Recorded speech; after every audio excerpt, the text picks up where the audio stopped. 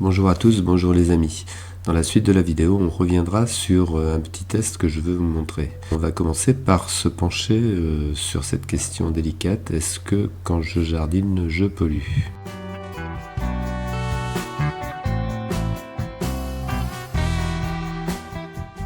Si on élargit un petit peu notre point de vue des pratiques agricoles, c'est l'agriculture. On va tomber sur la première pollution que tout le monde a un peu en tête, qui est la pollution chimique. Donc l'opposition entre l'agriculture conventionnelle et l'agriculture biologique, qui a à son cahier des charges l'interdiction des produits phytosanitaires chimiques, également des engrais de synthèse. Les conséquences, c'est sur la santé humaine, c'est aussi sur l'effondrement de la biodiversité, puis également en particulier sur la vie du sol. Alors il existe d'autres pollutions, des pollutions de l'environnement, par exemple la pollution de l'eau, qui est une pollution qui vient pour une large partie de l'utilisation de l'azote en excès. Alors les engrais de synthèse qui sont les principaux responsables, mais pas que, et donc qui vont polluer soit par ruissellement, soit par infiltration des nappes phréatiques. Les conséquences, on le voit sur la qualité de l'eau, c'est le taux de nitrate dans l'eau de consommation, c'est aussi sur les rivières et sur les côtes, on voit la prolifération par exemple des algues.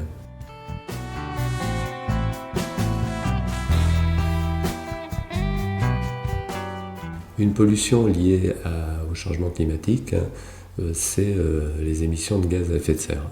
Et là, l'agriculture dans son ensemble a un bilan qui est de 19%, c'est les chiffres officiels des émissions de gaz à effet de serre en France.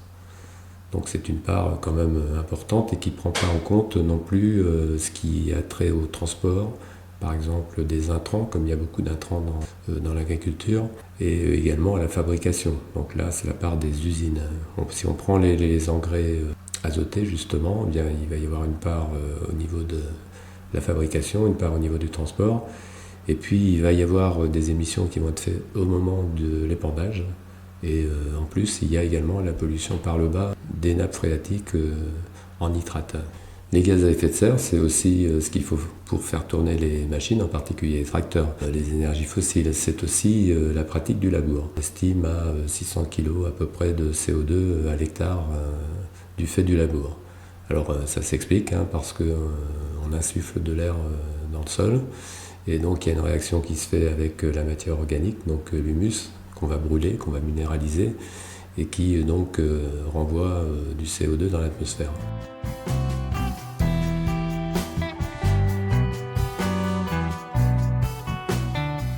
Alors tout ça est connu, et en particulier des agriculteurs, puisqu'ils sont en première loge du changement climatique. Et parmi les agriculteurs, il y en a qui sont investis dans quelque chose qu'on connaît moins dans le grand public, qui est la préservation des sols. Et c'est ce qu'on appelle l'agriculture de conservation des sols. L'agriculture de conservation des sols, ça se fait donc avec des pratiques comme le non-labour, comme des couverts végétaux, comme des plantes de service. Et donc on remet la vie du sol en fait au centre des pratiques agricoles. Et en particulier, il y a un élément important, c'est que cette agriculture est capable de restocker du carbone dans les sols, et donc d'afficher un bilan carbone neutre, voire même positif, dans le bon sens. Je ne rentre pas davantage dans les détails, je vous renvoie sur la chaîne Vers de Terre Production ou Maraîchage sur sol vivant si vous voulez davantage de documentation sur le sujet. Alors maintenant, ce n'est pas non plus des systèmes parfaits. Alors, je m'explique, côté agriculture de conservation des sols, donc la partie agriculture conventionnelle, on utilise des herbicides, en particulier du glyphosate, alors en quantité très réduite par rapport à ce qui peut se faire dans l'agriculture conventionnelle classique, mais il en reste encore un peu. Et puis côté agriculture biologique, eh bien, le pendant, c'est on fait encore un peu de travail du sol, de façon très réduite, mais il y a toujours un petit peu de travail du sol. Donc on voit qu'il y a une petite convergence qui se fait entre ces deux agricultures-là, en allant vers un chemin qui est bien à terme essayer d'avoir des itinéraires de culture sécurisés, sans utiliser d'herbicides et sans utiliser non plus de travail du sol.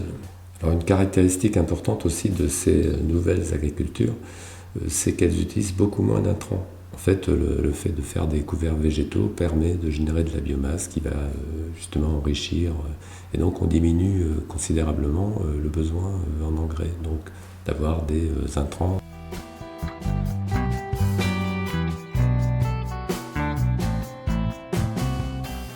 revenons au jardinage. Finalement, les jardiniers ont toujours été des cousins éloignés de ce qui se passait dans l'agriculture. Et à l'époque de l'agriculture traditionnelle, le jardinier jardinait traditionnel. Lorsqu'il y a eu la révolution verte, l'arrivée des produits chimiques et des tracteurs, le jardinier, c'était le motoculteur et plein de produits chimiques dans les jardins. Moi, j'ai connu ça quand j'étais jeune. Il n'y a pas si longtemps d'ailleurs que ces produits chimiques sont interdits. C'est la loi Labbé, je crois que c'est 2017. Disons qu'aujourd'hui, le jardinier, il fait du jardinage bio, puisqu'en fait, il veut des légumes sains, etc. Et avec quelques pratiques agroécologiques de temps en temps.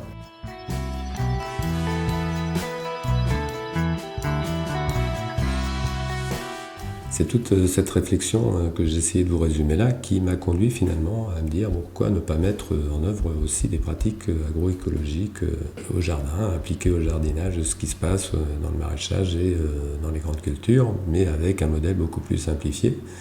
Et c'est comme ça que j'ai décidé effectivement d'arrêter de travailler seul. Ça a été ma première décision.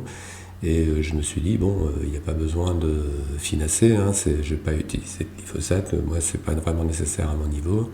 Pas non plus de travail du sol parce que lorsqu'on est sur des surfaces plutôt petites, on a toujours des moyens pour s'en sortir, pour contrôler les adventices.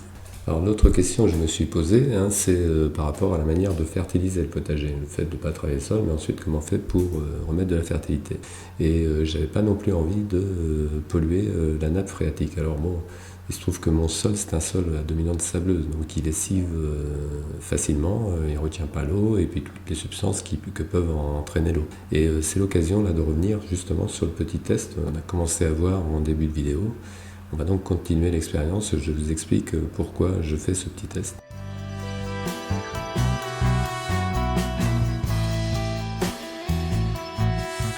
Dans le petit godet à gauche, ce qu'on voit c'est un engrais organique dont on voit le descriptif ici à base de plumes, d'algues, de poudre d'arête, et dont le niveau NPK est de 5,4,8, donc un engrais quand même assez chargé. Il y a en plus de la magnésie et du soufre. Donc c'est un produit que moi, il me restait parce que depuis que j'ai arrêté de travailler seul, je n'utilise plus. Mais pour le test, donc on va en utiliser un petit peu. La deuxième matière organique que je teste, c'est du fumier de cheval en sec, dont on voit la composition ici. Donc c'est un fumier donc avec de la paille et de l'écorce, et il est indiqué que le fumier a été composté. On voit donc que le niveau d'azote est quand même très faible par rapport à ce qu'on a vu précédemment, l'engrais que je vous ai montré. Ensuite on a du compost tamisé pour l'occasion, et on a ensuite de l'herbe, du gazon, et puis on va avoir également du BRF que j'ai fait pour ce test. Et puis on va avoir du coup des plaquettes de bois là, que j'ai dans mon allée, donc elles sont un petit peu sales, mais ça va me servir pour ce test qui en fait va consister simplement à voir comment réagissent ces différentes matières organiques quand on amène de l'eau. Dans chaque bocal je vais mettre un type de matière organique et puis ensuite j'ajouterai l'eau. L'eau, c'est effectivement l'élément central de tout système de culture. Sans eau, nos plantes ne poussent pas. Et donc c'est intéressant de visualiser un peu comment les différentes matières qu'on a sous les yeux là, vont se comporter en présence d'eau. En ayant en tête, moi j'ai en tête par exemple que mon sol est un sol à dominante sableuse. Donc si vous mettez de l'eau sur du sable, bien l'eau traverse, le sable ne retient pas. Dans un sol à dominante sableuse, ça reste quand même un certain temps, mais ça lessive beaucoup plus que sur des sols beaucoup plus argileux.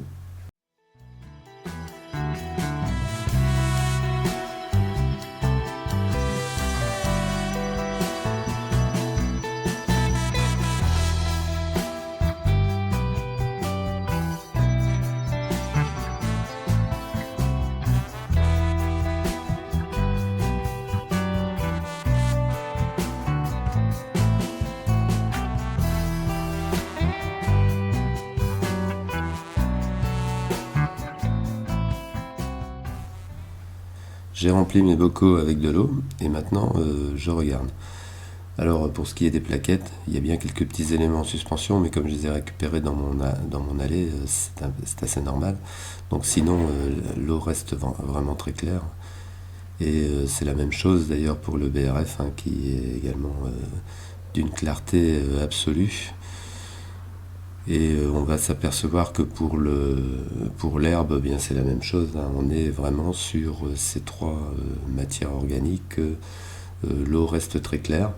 Alors maintenant, quand on passe au compost, là du coup c'est complètement dilué. Donc visuellement, on voit qu'on croirait du café. Et puis le fumier, ça l'est un petit peu moins. Il y a des nuances, hein. On voit qu'il y a juste une partie qui s'est diluée. Donc c'est intéressant à voir aussi que juste une partie du fumier s'est diluée, qu'il reste encore un gros morceau dans le fond.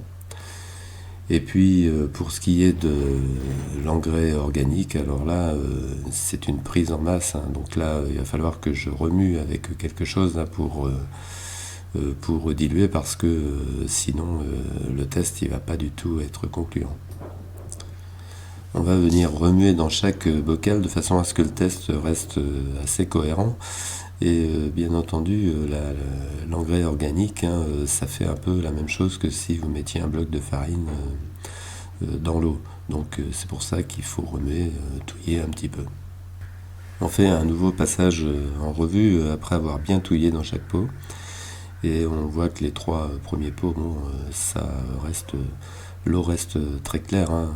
Peut-être que sur le pot avec l'herbe, il y a une petite coloration verte qu'on ne voit pas trop par rapport à la table jaune d'ailleurs, à une table blanche. Et puis par contre, quand on arrive là sur le compost, on voit que c'est vraiment du café. Et à côté, le fumier, c'est également... alors il s'est dilué davantage, hein. Donc on voit également, là on a deux bons cafés. Et puis lorsque on arrive là sur l'engrais organique, c'est plutôt du café au lait. Alors maintenant on va récupérer l'eau dans un autre bocal. Donc à partir de chaque bocal, on va verser dans ce nouveau bocal et on va voir si notre eau est restée pure ou pas. Bon, pour ce qui concerne les plaquettes de bois, alors il y a quelques petites particules en suspension, hein, qui viennent du fait que mes plaquettes n'étaient pas très propres au départ, mais autrement on a une eau vraiment bien pure, hein. Alors pour ce qui est du BRF, c'est la même chose, hein. L'eau reste vraiment très claire et il n'y a pas vraiment de problème. Pour ce qui est de l'herbe, donc du gazon, on pourrait dire, ça reste très clair. Alors peut-être qu'il y a une légère coloration verdâtre, mais c'est vraiment très subtil, là. On ne la voit pas vraiment clairement. Il faut un peu plus de temps, je pense, pour que le gazon commence à se décomposer. Alors le compost, là on est dans la gamme des cafés, savoir si c'est du Robusta ou de l'Arabica, je ne sais pas, mais il reste, et en plus quasiment tout passe par la petite passoire. Pour le fumier, on est également sur un liquide bien coloré. On verra tout à l'heure, hein, ce qui reste dans les bocaux. Et puis pour l'engrais organique concentré, bien c'est, comme je disais tout à l'heure, un peu du café au lait. Ce petit test se termine. Ce qu'on peut constater, c'est que alors les trois bocaux qui contiennent des plaquettes de bois, du BRF ou encore du gazon laissent une eau claire, alors que dès qu'on passe dans la gamme des composts fumier et engrais organique bio, on a tout de suite de l'eau qui se colore, donc ça veut dire qu'on entraîne des particules. Donc c'est très visuel, mais une explication, c'est que pour ce qui est, y compris le gazon, le BRF, tout ça, ça va se décomposer essentiellement avec la vie du sol. Alors que dès qu'on passe sur les composts fumiers et autres engrais bio, il y en a une partie qui peut être directement lessivée. Ensuite, tout dépend du type de sol, des pratiques qu'on a. Si on a un taux de matière organique important dans le sol, ça va tamponner, de même que si on met ça sur une litière en surface, il y aura un aspect tampon et donc très peu de fuite vers les nappes phréatiques. Cette vidéo arrive à sa fin. J'ai essayé de vous montrer un peu le cheminement que j'avais suivi de mon côté par rapport à ces questionnements-là. N'y voyez pas de jugement moral par rapport à vos pratiques, hein. Vous pouvez avoir des contextes très différents du mien, mais on a tous, je crois quand même aujourd'hui, ces questions en tête.